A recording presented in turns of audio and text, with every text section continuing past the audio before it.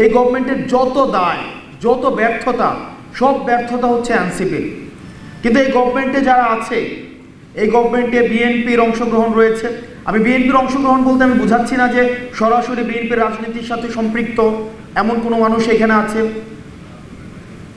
এখানে জামাতে ইসলামীর এখানে প্রপোজড অনেক এখানে উপদেষ্টা হয়েছে, এখানে বিএনপি প্রপোজড অনেকে উপদেষ্টা হয়েছে। কিন্তু এই গভর্নমেন্টের যত ধরনের ব্যর্থতা, যত ধরনের সীমাবদ্ধতা, আমাদের প্রত্যাশা এবং প্রাপ্তির মধ্যে যে দৃশ্যমান ব্যবধানটি রয়েছে, সেই ব্যবধানটির পুরোটা দায়ভার এনসিপির নিতে হয়েছে। অর্থাৎ এনসিপির এই রাজনীতিটা শুরু করেছে এই গভর্নমেন্টের দায় নিয়ে। এখন দেখেন, এনসিপি মানুষ এনসিপি থেকে অনেক বেশি প্রত্যাশা করেছে, অনেক বেশি প্রত্যাশা করেছে। প্রত্যাশার যে মাত্রাটা সেটা ছিল আকাশচুম্বী। কারণ ক্রিয়াশীল যে রাজনৈতিক দলগুলো ছিল, ক্রিয়াশীল যে রাজনৈতিক দলগুলো রয়েছে, সেই রাজনৈতিক দলগুলোর যেই গতানুগতিক রাজনৈতিক সংস্কৃতি, সেটি মানুষকে ইতিহাসের স্তরে স্তরে মানুষকে হতাশ করেছে। সেই জায়গা থেকে এনসিপির কাছে নতুনত্ব প্রত্যাশা করেছে।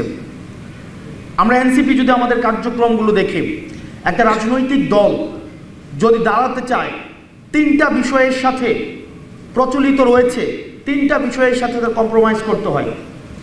এক নম্বর বিষয় এক্সিস্টিং মিডিয়া, দুই নম্বর বিষয় ব্যুরোক্রেসি, তিন নম্বর বিষয় ওই স্টেটের মিলিটারি। আমরা দেখেছি ক্রিয়াশীল যে রাজনৈতিক দলগুলো রয়েছে 2009 পরবর্তী সময়ে কিভাবে বিএনপিকে, জামাতে ইসলামকে কিভাবে এই মিডিয়া, এই ব্যুরোক্রেসি এবং মিলিটারি তাদের মৃত্যুর বৈধতা উৎপাদন করেছে।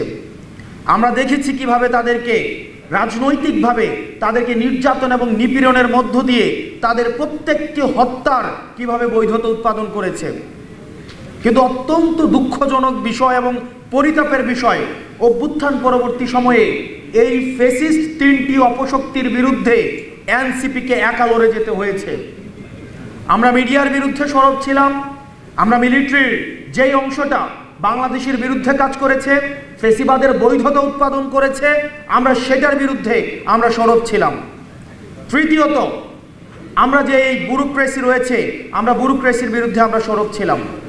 একই সাথে সাথে যেই অলিগার্ক শ্রেণী, যেই ব্যবসায়িক শ্রেণী এই ফ্যাসিবাদকে ফুয়েল দিয়েছে, ফ্যাসিবাদকে চিন্তার জগতে, বুদ্ধির জগতে অর্থ দিয়ে এই হাসিনাকে খুনি হাসিনা হতে সহায়তা করেছে, সেটার বিরুদ্ধে আমাদের সুস্পষ্ট অবস্থান ব্যক্ত করেছি।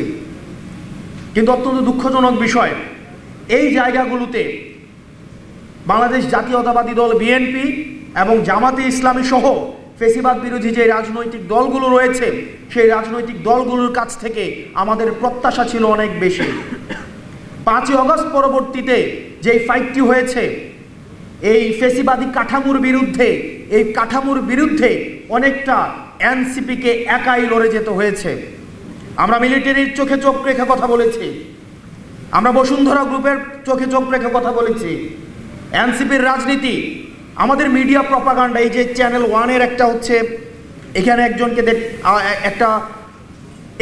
একটা রাজনৈতিক কালচারে এভাবে অ্যাড্রেস করে কথা বলাটা, এটা ছিল টেবু। আপনি যদি দেখেন 5ই আগস্ট পূর্বের রাজনীতিতে এভাবে অ্যাড্রেস করে কথা বলাটা ছিল টেবু। কিন্তু আমরা রাজনৈতিক সংস্কৃতিতে আমরা সত্য এবং মিথ্যা প্রচলিত রয়েছে। আমাদের পৃথিবীতে কথা 3 ধরনের: সত্য কথা, মিথ্যা কথা এবং রাজনৈতিক কথা। আমরা সত্য এবং মিথ্যার মাঝখানে যে গ্রে লাইন, এনসিপি সেই গ্রে লাইনে অবস্থান করেনি। আমরা সত্যকে সত্য বলেছি, মিথ্যাকে মিথ্যা বলেছি। আমরা দেখেছি মিডিয়া ট্রায়ালের মধ্য দিয়ে এনসিপির নেতাকর্মীদেরকে কিভাবে চরিত্র হনন করা হয়েছে। আমাদের বৈষম্য বিরোধী ছাত্র আন্দোলনের যেসব নেতাকর্মী রয়েছে, অনেকের চাঁদাবাজির যে বিষয়গুলো রয়েছে সেটির দায়ভারও আমাদেরকে নিতে হয়েছে। উপদেষ্টাদের যে সীমাবদ্ধতা রয়েছে সেটির দায়ভারও আমাদেরকে নিতে হয়েছে।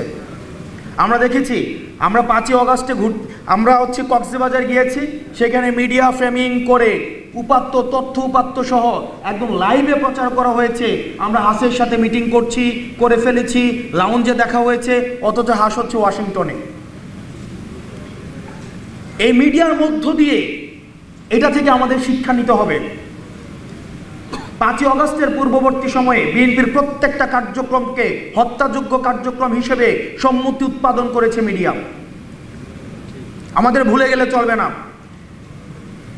কিছুক্ষণ আগে আবিদ ভাই কথা বলছিলেন, হামিম কথা বলছিলেন, আমরা একটা জেনারেশনাল একটা ফাইটের মধ্যে রয়েছি।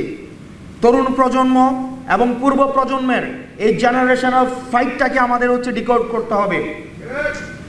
আজকে আপনারা যারা মনে করছেন এই মিডিয়ার যে ধরন, আমরা মিডিয়া বিমুখ না, আমরা মিডিয়া বিরোধী না, কিন্তু আমরা বারবার যেটা বলে এসেছি মিডিয়াকে বস্তুনিষ্ঠ হতে হবে। আমরা দেখেছি যেই মিডিয়া ফেসিবাদের প্রত্যেকটা কার্যক্রমকে বৈধতা দিয়েছে, আমরা দেখেছি যেই পত্রিকা বলেছে যে বিদেশে বসে তারেক জিয়া বাংলাদেশের বিরুদ্ধে কার্যক্রম করছে, আজকে সেই পত্রিকার আমরা ফ্রন্ট পেজে দেখছি যে তারেক জিয়া বাংলাদেশকে নিয়ে ভিশনারি চিন্তা করছেন। আপনি যদি এই দ্বিমুখী আচরণকে আপনি ডিকোড করতে না পারেন, তাহলে ভবিষ্যতের যে অন্ধকার, যে অদৃশ্য ছায়ার কথা আবিদ ভাই বলেছেন, সেই অদৃশ্য ছায়ার আপনাকে খুব শীঘ্রই সেই ছায়ার মধ্যে আপনাকে করাল গ্রাসে বন্দী হয়ে যেতে হবে।